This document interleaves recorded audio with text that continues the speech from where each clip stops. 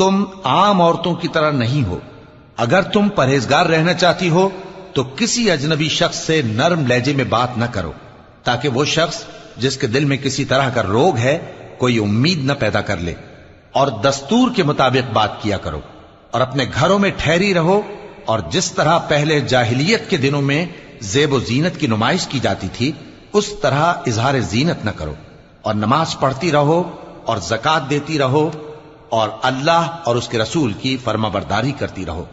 اے پیغمبر کی گھر والیو، اللہ چاہتا ہے کہ تم سے ہر طرح کی ناپاکی دور کر دے اور تمہیں بالکل پاک صاف کر دے، اور تمہارے گھروں میں جو اللہ کی آیتیں پڑھی جاتی ہیں اور حکمت کی باتیں سنائی جاتی ہیں ان کو یاد رکھو، بے شک اللہ باریک بین ہے،